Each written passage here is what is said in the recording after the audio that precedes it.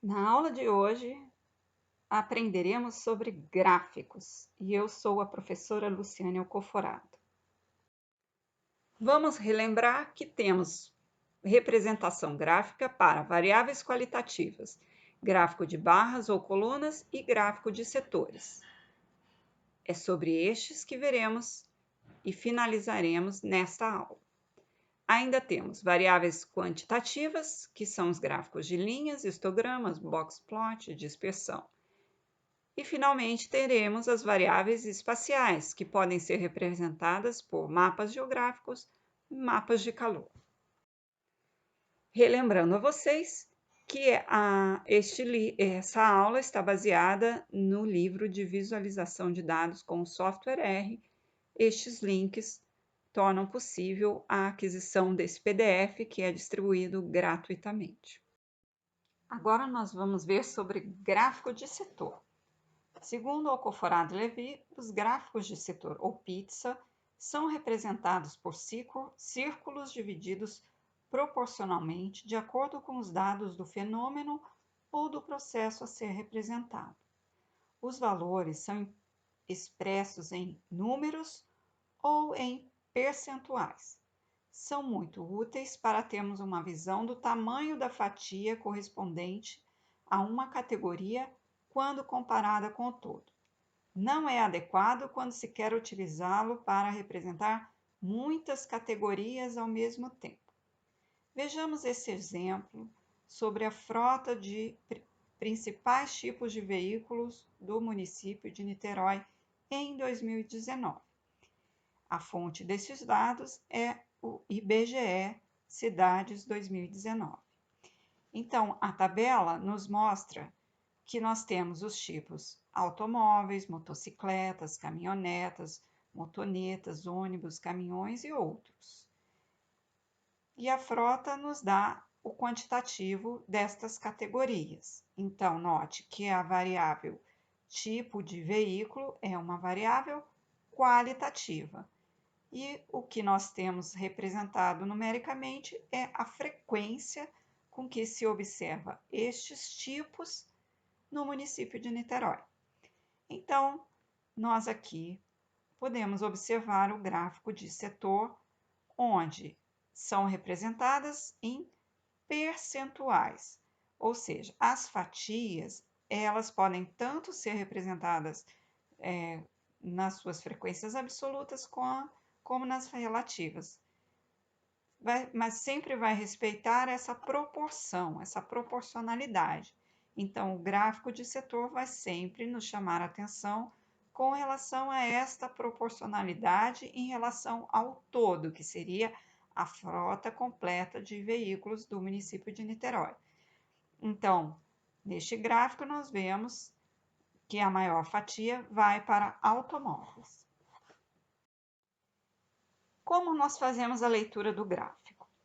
Note que cada uma das categorias da variável está representada por uma cor, de tal maneira que a pessoa consiga perceber as nuances. Então, nós observamos aqui que automóveis corresponde à fatia de 80,83% da frota de Niterói. Depois, a gente tem as motocicletas, que correspondem a 10,45%, seguido por caminhonetes, 4,29%. Depois nós temos ônibus, que é 1,7%, e motonetas, 1%, caminhões, aproximadamente 1%, e 0,67% ficou na categoria outros tipos. Como se obtém esses percentuais? Isso é muito simples, é como a gente obtém as frequências relativas em tabelas de frequência. Ou seja, dividimos a quantidade de cada categoria pelo total de todas as categorias. Desse modo, nós temos a proporção, se multiplicarmos por 100, teremos a porcentagem. Então, nós vimos os dois tipos de gráficos até o momento, barras e setores, que são gráficos para representar variável qualitativa. É possível representar a mesma variável qualitativa em gráfico de barra ou setores? O que vocês acham? E a outra pergunta que eu trago à reflexão é: qual tipo de gráfico eu devo escolher para representar a minha variável qualitativa? Muito bem. A resposta sobre ser possível, sim, é sempre possível representarmos uma variável qualitativa no formato de gráfico de barras ou mesmo gráfico de setores ou pizza, mas nem sempre isso será adequado. Então, por isso vem a próxima pergunta: qual é o gráfico que eu devo escolher para representar a minha variável?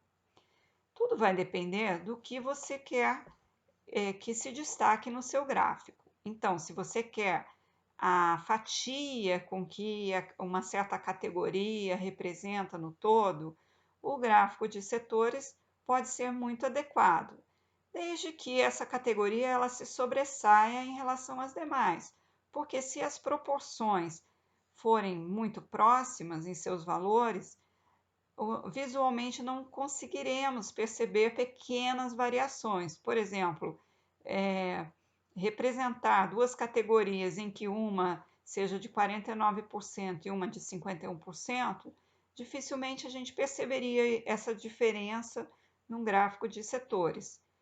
Neste caso, o gráfico de barras tornaria bem visível essa pequena diferença. Outra situação em que não é adequado o gráfico de setores é quando você tem muitas categorias, porque neste caso as suas fatias ficariam muito pequenas e o seu gráfico ficaria muito poluído. Então, o que vale? O que vale é sempre o bom senso. Você faz o seu gráfico e depois você faz a sua crítica ao que você construiu e vai melhorando aos poucos, utilizando para isso arte e bom senso. Mas, professora, então eu tenho um monte de opção? Sim, tem um monte de opção. Veja aqui o que eu trouxe para vocês. Mesmos dados, muitos gráficos. E isso está só começando, né? Porque ainda temos outros tipos. Mas, basicamente, para variáveis qualitativas, estes dois gráficos são os mais utilizados. Então, veja, o primeiro gráfico de barras ou de colunas, nós temos aqui as categorias ordenadas em ordem crescente, representando em porcentagem. Veja que varia a minha escala de 0 a 100%. Então, neste caso, eu tenho a representação do gráfico de barras no formato de gráfico de... aliás, nós temos a representação do gráfico que está no meio, que é o de setores, no formato de colunas. A fatia de 80% está representada na coluna automóveis, que corresponde a 80% aproximadamente. Já o gráfico de colunas que está à direita, nós temos as frequências absolutas. Então, além de eu poder representar tanto a frequência relativa como absoluta, conforme eu vejo nos gráficos de coluna, eu ainda tenho esse gráfico central, que é a possibilidade de representar em pizza. Qual que é o que eu devo escolher? Bem, vai depender do que você quer mostrar, do que você já fez. Às vezes você quer variar, agora você já usou muito um tipo de gráfico, então você quer usar um outro tipo. Ou se você quiser fazer uma comparação, o gráfico de colunas, por exemplo, seria mais adequado. Por exemplo, se você fosse comparar a frota em 2 anos seguidos, você teria uma comparação muito melhor usando o gráfico de barras ou colunas. Espero que vocês tenham percebido essas nuances e diferenças que vocês podem trabalhar à medida que vocês vão visualizando o que cada tipo de gráfico vai trazer de chamamento visual, né? Então, tudo vai depender dos seus dados.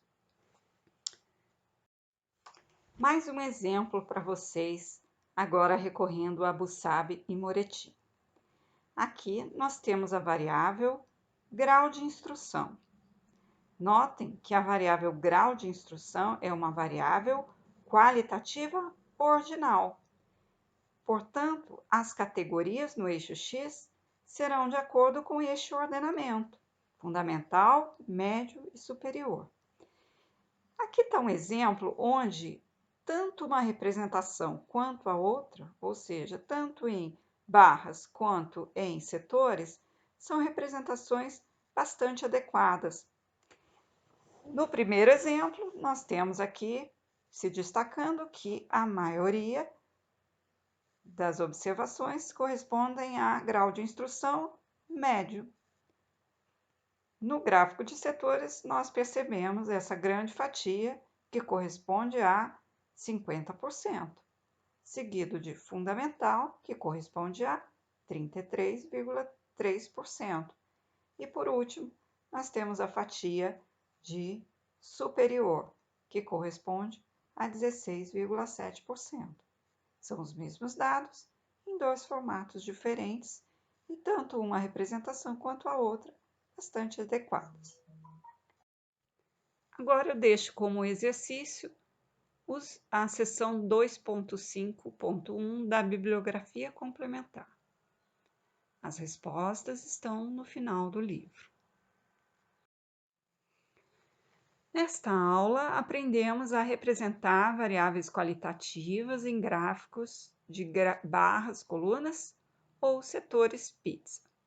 Vimos diversas formas de apresentar o gráfico, como podemos fazer comparações e como fazemos a leitura do gráfico. Refletimos ainda sobre o que deve ser levado em consideração quando da escolha do gráfico. Espero que esta aula tenha sido muito útil para vocês e até a próxima aula.